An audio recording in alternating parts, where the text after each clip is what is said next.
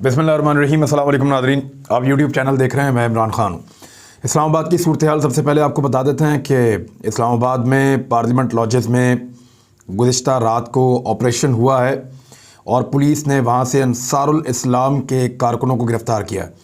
ये कारकुन मैं आपको थोड़ा सा याद दिला दूँ, ये वही हैं जो मौलाना फजलुर रहमान साहब को मार्च पास्ट दे रहे थे, जो मौलाना फजलुर रहमान साहब के लिए जो है वो परेड कर रहे थे, जैसे एक फ़ौज परेड करती है। और आपने माजी में इनके विजुअल्स भी देख रखे हैं। फिर इनके पास डंडे होते हैं और ये डंडा बरदार फोर्स है मौलाना फजलुर रहमान साहब की, और इसमें नौजवान बहुत बड़ी तादाद में ये खाकी यूनिफॉर्म पहनते हैं और ताकत के बलबूते पर इन्होंने इस्लामाबाद को पहले भी काबू किया था। मौलाना फजलुर रहमान साहब के जानिसार हैं और उनसे बहुत प्यार करते हैं। ज़्यादातर ये मदारस के वो तालिब इल्म हैं जो सीनियर हो गए, जो नौजवान हैं, और उनको डंडे पकड़ा के और फिर यहाँ पे लाया जाता है।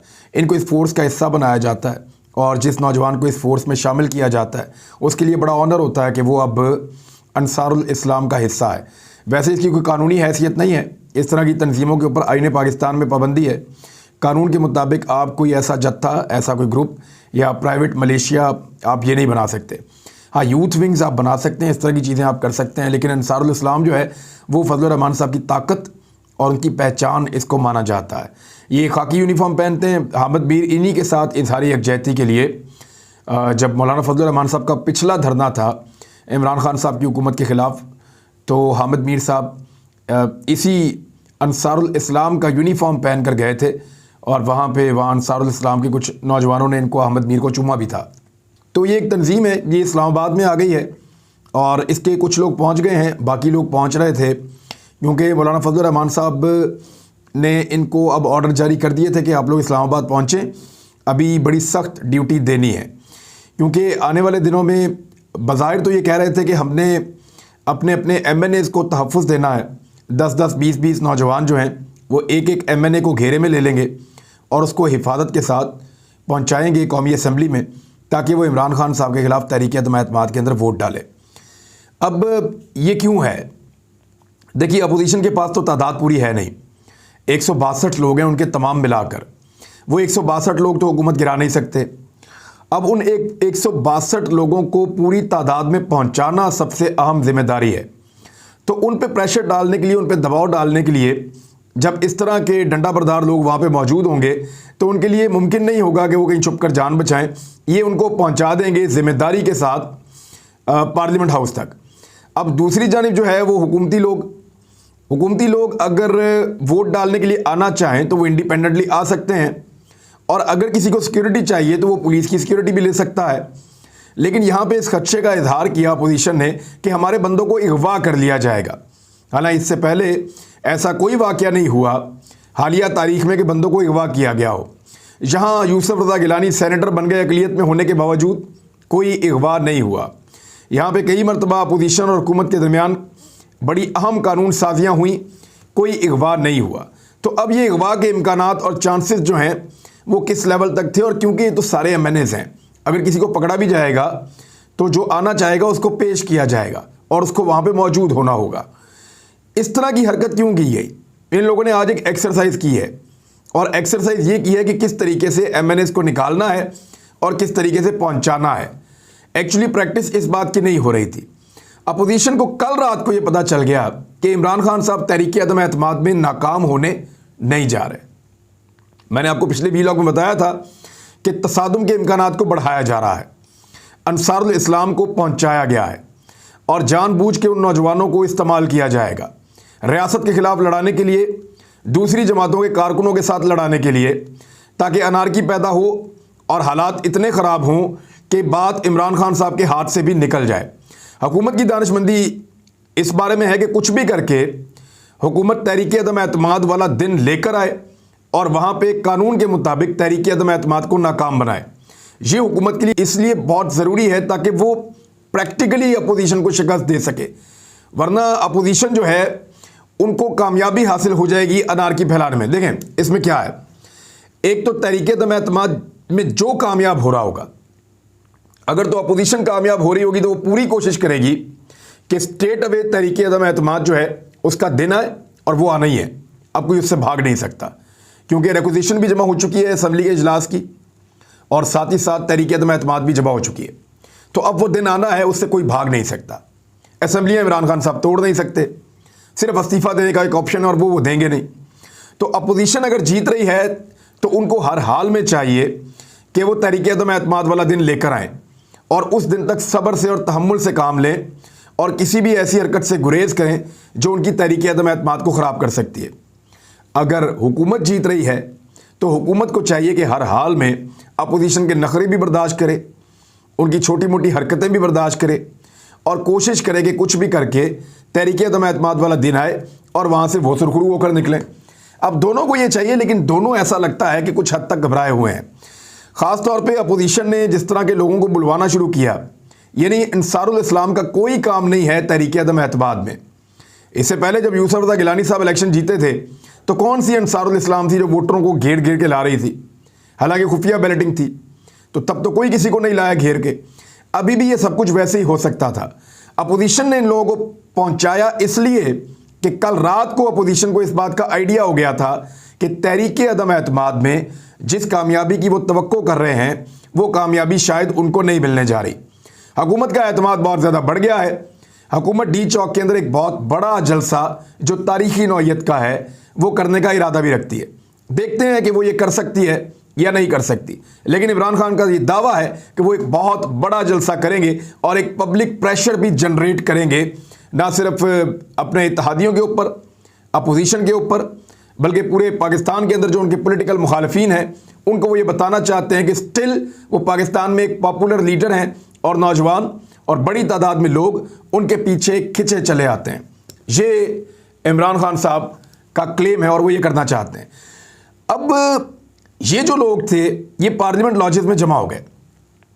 पार्लियामेंट लॉजेस में इनके जमा होने के बाद कुछ लोगों ने शिकायत की और उन्होंने ये कहा क्योंकि ये पार्लियामेंट लॉजेस खाली अपोजिशन के नहीं होते, ये तो सबके लिए है।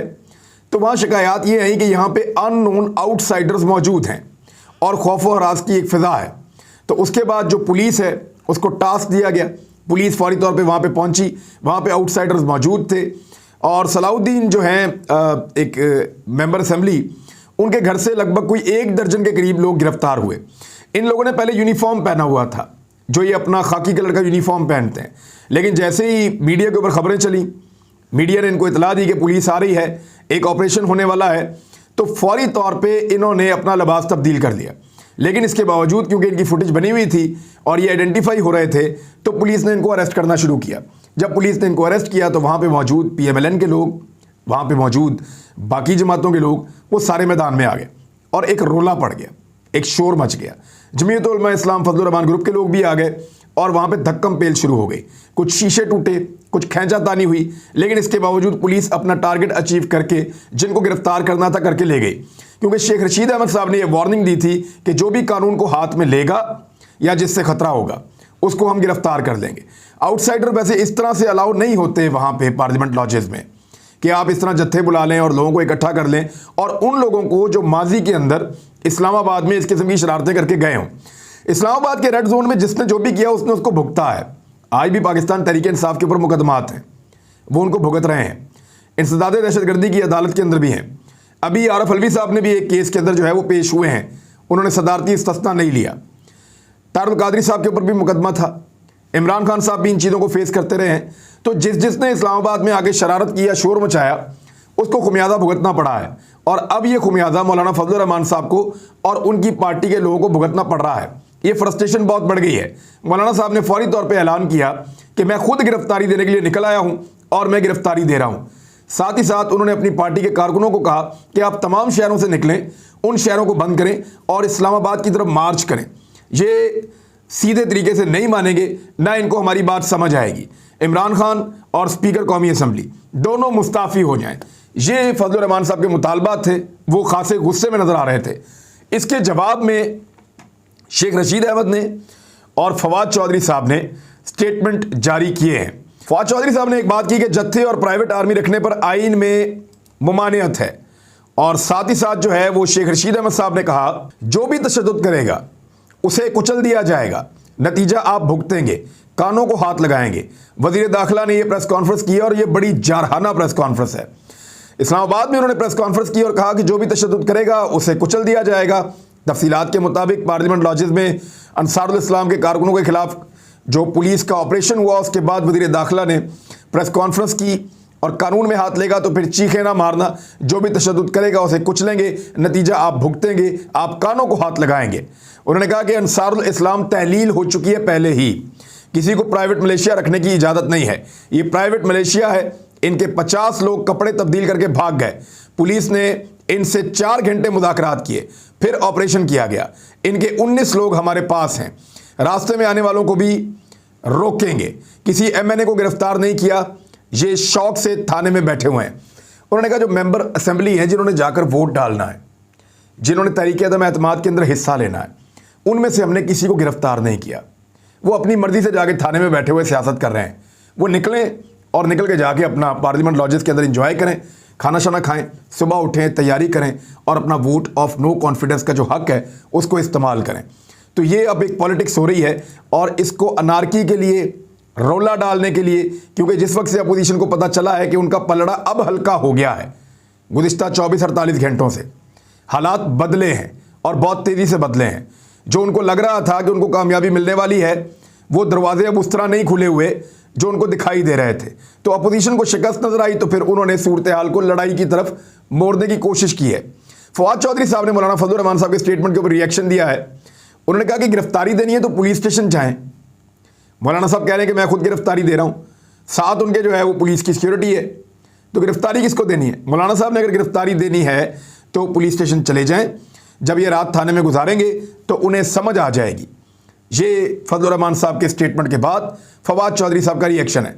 वज़ीर-ए-आज़म पाकिस्तान ने इसके ऊपर अभी कोई रिएक्शन नहीं दिया और मेरे ख्याल में गैर ज़रूरी होगा अगर वो इस वक्त रिएक्शन देंगे। खामोशी से तमाशा देखें, क्योंकि अपोजिशन ने पहले भी इस्लामाबाद के ऊपर, हर अपोजिशन ये कोशिश करती है, तारुल कादरी साहब, इमरान खान साहब भी, और उसके बाद जो जो पॉलिटिकल पार्टी आती है। अभी बिलावल भुट्टो जरदारी ने इतना बड़ा एक पॉलिटिकल शो किया, लेकिन उन्होंने इस्लामाबाद को यरगमाल बनाने की कोशिश नहीं की, किसी ने उनको नहीं रोका। वो आए, उन्होंने अपना शो किया, अपनी पॉलिटिक्स की और वापस चले गए। लेकिन मौलाना फजलुर रहमान साहब के पास ये कैपेसिटी है और वो माजी में कर चुके हैं कि वो धरना भी दे सकते हैं, वो रियासत को यरगमाल भी बना सकते हैं। और इस वक्त रियासत ये रिस्क नहीं ले सकती। हाँ, रियासत ने ये रिस्क लिया है कि तहरीक अदम एतमाद के अंदर मुकाबला करते हैं। अगर इमरान खान हार गए तो बाहर हो जाएंगे, जीत गए तो पाकिस्तान को लीड करेंगे, और अगर जीत गए तो आने वाले दिनों में OIC का इजलास आ रहा है पाकिस्तान में। ये पाकिस्तान के लिए बड़ा ऑनर है कि 2 महीने के अंदर ये दूसरी मरतबा इजलास होने जा रहा है। तो पाकिस्तान में ये होना पाकिस्तान के लिए काबिल इज्जत बात है। इमरान खान साहब फिर उसको देखेंगे, उन मामलात की तरफ आएंगे।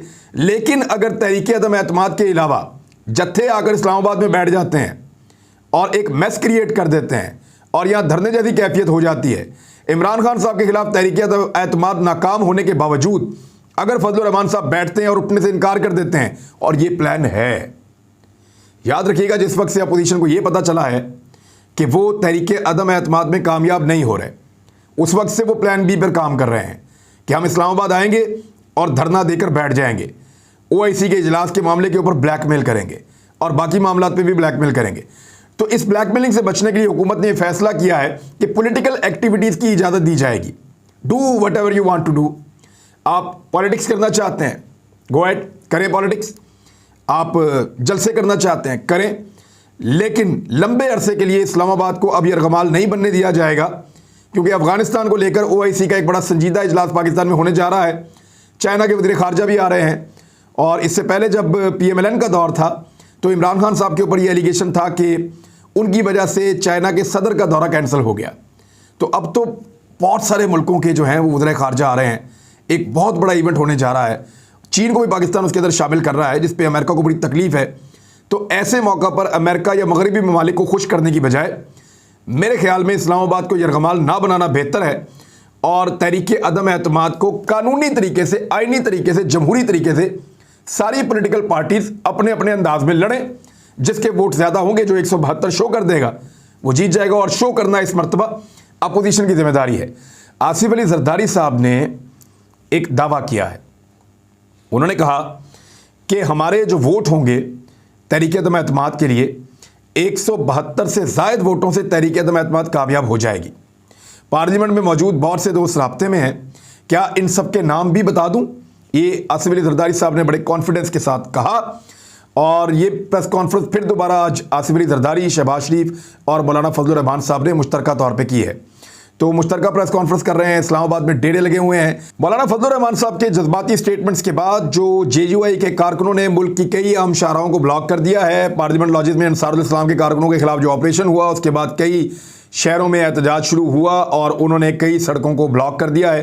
कई जगहों पे पुलिस ने उनसे सड़कें खुलवा दी हैं और कुछ जगहों के ऊपर जो है वो अभी भी कारकुन थोड़ी बहुत तादाद के अंदर मौजूद हैं। कल के दिन पता चलेगा कि क्या होता है, क्योंकि इमरान खान साहब भी अभी दीर में एक बड़ा जलसा करने वाले हैं आने वाले वक्त में, और उनका बड़ा तगड़ा जलसा तवक्को की जा रही है कि बहुत हैवी जलसा होगा। अब दीर के हालात के ऊपर सबकी नज़रें हैं, क्योंकि वहाँ जमीयत उलमा इस्लाम फजलुर रहमान ग्रुप भी तगड़ा है और पाकिस्तान तहरीक इंसाफ भी बहुत तगड़ी है। इमरान खान साहब की भी बहुत मकबूलियत है। देखना यह है कि वहाँ लोकल सतह के ऊपर इस जलसे को रोकने के लिए क्या किया जाता है और पाकिस्तान तहरीक इंसाफ वहाँ पे कितना बड़ा पावर शो कर सकती है। दूसरी जानिब DGI SPR ने एक दफ़ा फिर कहा है कि हमें सियासत के अंदर ना घसीटें, हमारा सियासत से कोई ताल्लुक नहीं है। अगर कोई कहता है कि हम सियासत में इन्वॉल्व हैं तो उससे कहें कि सबूत लेकर आए, हम पे बिला वजह इल्ज़ामात ना लगाएं और ये गैर ज़रूरी बहस है, इसके अंदर ना जाया जाए तो यही हम सब के लिए बेहतर है। तो एस्टेब्लिशमेंट ने यह कहा कि हमें इसके अंदर ना डालें, जो आपकी सियासत है आप जाने, आपका काम जाने। लेकिन इस मौका पर वो एक बहुत अहम डेवलपमेंट के बारे में बता रहे थे। वो डेवलपमेंट है कि इंडिया से कोई चीज़ फायर हुई है और वो बहुत लंबा फासला तय करके पाकिस्तान में पहुंची है। पाकिस्तान ने उसके ऊपर क्या किया है उसकी तफसीलात उन्होंने बताई, और ये वो एरिया है जहां से कराची, इस्लामाबाद और लाहौर के लिए भी और इवन गैर मुल्की फ़्लाइट्स भी इसी एरिया से गुजरती हैं। भारतीय मशकूक चीज़ ने पंजाब के शहर मियां चन्नू के करीब पाकिस्तानी हुदूद की खिलाफ वर्जी की और भारत बताए कि वहाँ क्या हुआ और किस मकसद के लिए खिलाफ वर्जी की गई है। प्रेस कॉन्फ्रेंस के दौरान एयरफोर्स के ऑफिसर ने भारतीय फ़िज़ाई हुदूद की खिलाफ वर्जी पर ब्रीफिंग देते हुए बताया कि पाक फ़िज़ाइया ने इस मशकूक चीज़ की मुकम्मल निगरानी की है और उसे गिराया है। यानी पाक फ़ौज विजिलेंट थी, उन्होंने उसको नुकसान पहुंचाया है। उसके साथ कुछ ऐसे हथियार नहीं थे जो नुकसान पहुंचाते, लेकिन ये एक बड़ा संजीदा मामला है, इंतहाई संजीदा मामला है।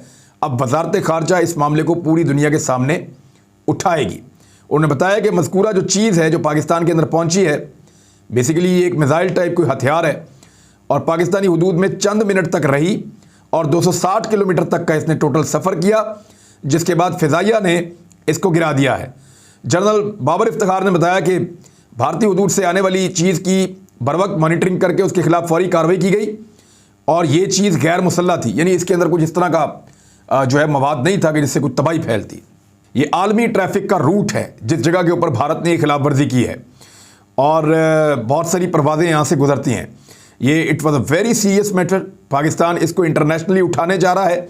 आने वाले दिनों में इसकी तफसीलात मैं आपके सामने रखूँगा, लेकिन पाकिस्तान की फ़ौज को, पाकिस्तान के इदारों को सलाम कि वो विजिलेंट थे, उन्होंने इसको डिटेक्ट किया, उन्होंने इसको गिराया। लेकिन अब भारत से जवाब लेना भी हमारी रियासत की जिम्मेदारी है। अब तक के लिए इतना ही। अपना ख्याल रखिएगा, अपने इस चैनल का भी। अल्लाह हाफ़िज़।